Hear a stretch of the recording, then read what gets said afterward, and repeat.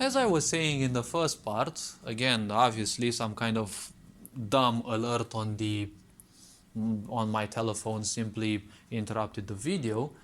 I simply can't care about, the authorities warning me that it's gonna rain like mad. It's already been raining like mad for 2 weeks. I don't know why they actually struggle to do, such an effort. But the grinding has to always be, rewarding. Now, how do you want to reward the player? That's the point. You give them better items. Why not give them better difficulty levels, right? Because the AI is always the weakest part of any game I've seen so far. If I take any game that I've played, the AI sucks dick, okay? The AI simply sucks dick. Now, usually the AI functions by a very simple premise, that of, state machines. And a state machine is just basically like the shifting gear of a car, right? You shift from one gear to another and the car performs differently. So usually your AI performs several states like being idle, patrolling an area, and obviously engaging the player. Now, the point about AI is this is always going to be the case, right? This isn't something that can necessarily be changed. Yes, it can lie in hiding, in ambushing and the such, but it's still going to sit idle, right? Now, the point is the AI sucks dick in most games that I've played. Let's see, Aura Kingdom, horrible. Let's see, well, horrible AI. The game is enjoyable, it is anime, and well, it is best for people who just want to chill. Black Desert Online, let's not even mention it. In many cases, mobs wouldn't even fight back. It's like, okay, really? Is that even supposed to challenge me? Like, I know you can change and customize your character even by face muscles, but like for a hardcore player, it's like, I want some challenge, right? I don't care how my character looks like. It's like what I can do with it, right? It's like having it's like having the brightest hammer, right? Or I don't know, a shiny golden hammer, right? But if you have such a hammer, the point is you're still gonna bang nails. It's still gonna do the same thing. It doesn't matter if it has Swarovski crystals on it or whatever. It's just gonna do the same function. Let's see, World of Warcraft. Well, at least the AI was doing something, like throwing some skills and such, and it was kind of the first MMO, but it's still a simple AI, right? Guild Wars 1, well, the pool of skills was somewhat different, and, it had over 1000 skills, which I had to appreciate the, level of complexity. But, the point is ultimately the only challenging part was the hard mode, right? Where you had, far better opponents with far more skills, and they were actually pretty challenging, right? And the plus 1000 skills in the game allowed for a lot of customization. That was actually very interesting.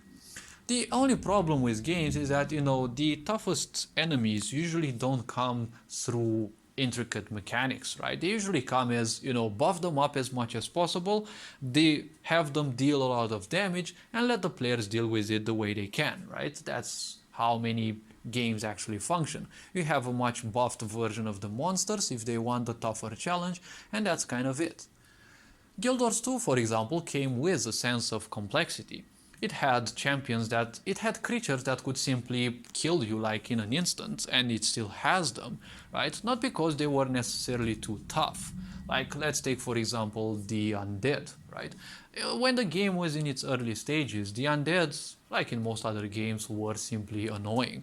They weren't necessarily broken, because usually something that players create can be called broken. They were just way too many of those, and one really had to grind in order to, get the best armor and equips. And it was actually very rewarding. The point was the undeads lived in the latest level areas, right? The areas where you'd max your character, level 80. Surely you could max your character in any other area, because that's how Guild Wars 2 was created, so that you can level up in any area, even if they have a certain level. If your level is higher, you're dynamically adjusted to the region and you gain as much experience. It's not that when you go in a lower level experience, you don't gain anything at all. But the point is, you always want to push further in the story, and the story simply lands you there. right? In the land of the undeads, where you kind of have to fight them. The point is, there were so many, and the point is, they were obviously annoying. One had a pull, one had a stun, one had an annoying slow, and you get the idea, okay? Oh yes, and one had an immobilize. Let's not forget about that. So the point is, wherever you'd go, if you aggroed too much of those, you were kind of dead. Because you didn't have the armor, and people didn't know exactly how to build their characters around them. The point is, there were also a lot of players, because the influx of players who would grind through the game, because as I said, you grind the game, right? The point is, you wanted to get those pieces of armor, right? And the point is, you could get them. There was a great cost of an in-game currency, and that could actually be reached by then if it weren't spent on other things. But the point was, those creatures only had 1 or 2 skills each. Now the difficulty was they were slightly stronger, not necessarily overpowering, but the point is those simple creatures were a challenge because in that case there were too many, right?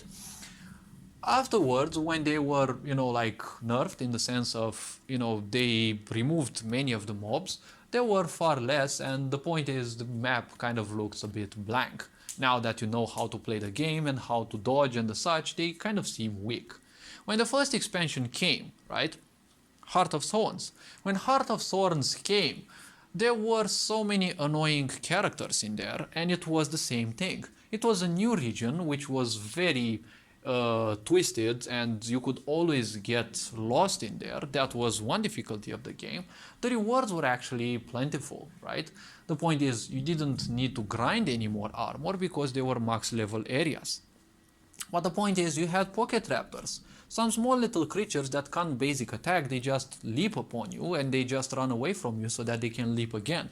And usually these are in swarms of 6, 7, 8, and they kind of one-shot squishy players.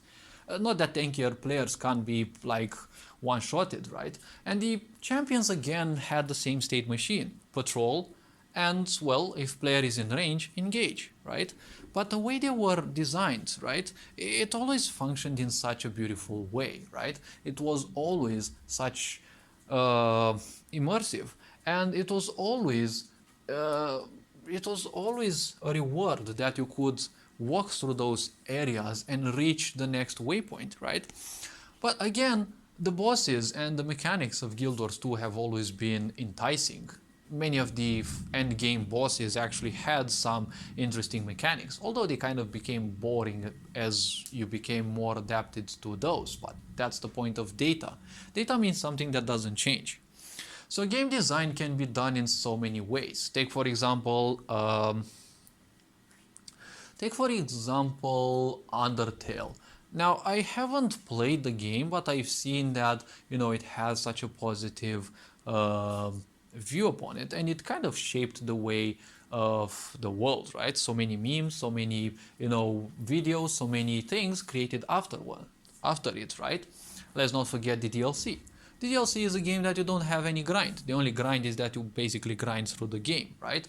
So grinding is something that needs to be seriously taken into account. What economy do you want to have? Are the items that you have created, proportional with the stats and the boosts that the player receives?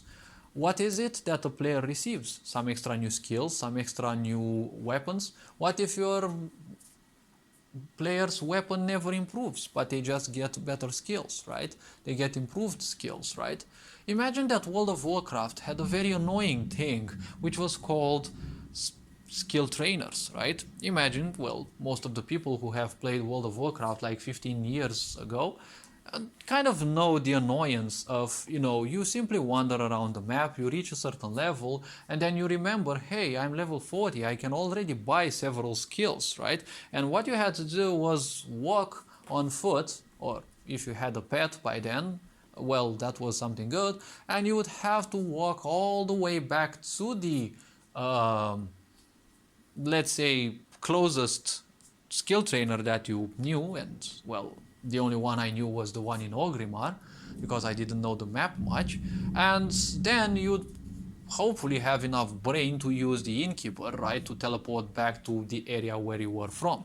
I always prefer doing the hard thing first, basically walk back to Ogrimmar, talk to a skill trainer, learn the skills that I wanted, and then come simply back. And then 5 or 10 levels later, you kind of have to do the same thing. More or less, right? Because there are always different levels of the skills. And obviously those were kind of rewarding because each level wasn't necessarily just stronger, but you know, it's always that feel when your skill bar is not the basic attack and, you know, 2 or 3 more skills. At the same time, World of Warcraft had quite a lot of skills. Many of those